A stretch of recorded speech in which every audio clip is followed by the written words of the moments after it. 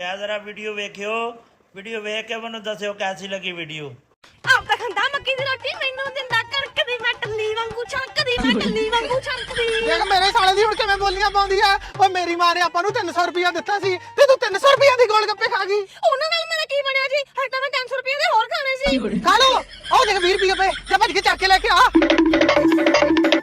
ਆਹ ਖਾ ਲੋ ਆ ਪੈਸੇ ਮੈਨੂੰ ਦੇ ਦੇ ਆਪਾਂ ਇਹਦੇ ਵਿੱਚ ਤੇਲ ਪਾ ਕੇ ਘਰ ਪਹੁੰਚਦੇ ਹੋ ਜਾਾਂਗੇ। ਕਿਉਂ ਤੇਰਾ ਮੂੰਹ ਸੋਹਣਾ ਚੱਕ ਕੇ ਤੇ ਮੈਂ ਲੈ ਕੇ ਆਈ ਆ। ਓਏ ਕੱਲ ਦੇਖੇ ਤਾਂ ਮੈਂ ਸੀ ਤੇ ਵੇਖਦਾ ਤੂੰ ਜਨਾਨੀਆਂ ਵੱਲ ਵੀ ਹੁੰਨਾ ਫਿਰ ਤੂੰ ਜਨਾਨੀਆਂ ਤੇਰੀਆਂ ਹੋ ਜਾਣਗੀਆਂ ਮਾਰ ਕੇ ਫਿਰ ਜਾਣਾ ਬਾਹਰ ਕੱਢ ਦੂੰ। ਚੁੱਪ ਕਰਕੇ ਤੁਰ ਪਾ। ਇਹ 20 ਰੁਪਏ ਦਾ ਸੋਨਾ ਖਰੀਦੂਗੀ। ਆ ਖਰੀਦ ਲਈ ਇਹਨਾਂ ਦਾ ਰਾਣੀ ਹਾਰ।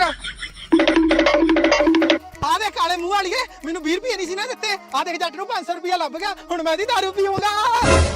ਜੀ ਤੁਸੀਂ ਐਂ ਕਰੋ ਤੁਸੀਂ ਮੇਰੇ ਨਾਲ ਜੋ ਅੱਧੇ ਪੈਸੇ ਲੈ ਲਓ ਅੱਧੇ ਪੈਸੇ ਮੈਨੂੰ ਆਪਦੇ ਪੈਸੇ ਦੇ ਦਿਓ ਆਪਾਂ ਦੋਨੇ ਅੱਧੋ ਅੱਧ ਕਰ ਲੈਂਦੇ ਆ। ਆਪਣੇ ਚ ਕੀ ਵੰਡਿਆ ਜੀ? ਅਕਸਰ ਮੈਂ ਵੀ ਤੁਹਾਡੇ ਘਰ ਵਾਲੀ ਆ। ਉਹ ਘਰ ਵਾਲੀ ਹੋਏਗੀ ਆਪਦੇ ਘਰੇ ਹੋਏਗੀ ਤੂੰ ਕੁੱਤਿਆਂ ਦਾ ਗੂੰ ਖਾ ਮੈਂ ਨਹੀਂ ਤੈਨੂੰ ਦਿੰਦਾ ਇਹਦੇ ਚੋਂ ਪੰਜੀ ਵੀ। ਇਹ ਹੈਗਾ ਤਾਂ ਕਰਦੇ ਹੋ ਦੇ ਦਿਓ ਮੈਨੂੰ ਪੈਸੇ। ਤੁਸੀਂ ਮੇਰੇ ਸਾਰੇ ਪੈਸੇ ਰੱਖ ਲਓ ਮੈਨੂੰ ਆਪਦੇ ਪੈਸੇ ਚ ਵੱਧ ਦੇ ਦਿਓ।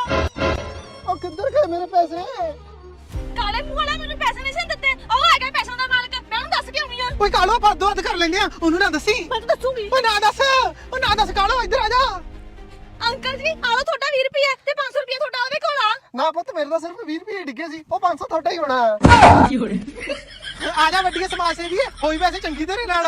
ਜੀ ਉਹਨਾਂ ਪੈਸੇ ਤੇ ਮੈਨੂੰ 20 ਰੁਪਏ ਦੇ ਦਿਓ ਬਾਲੇ ਨਹੀਂ ਮੰਗਦੀ ਹੁਣ।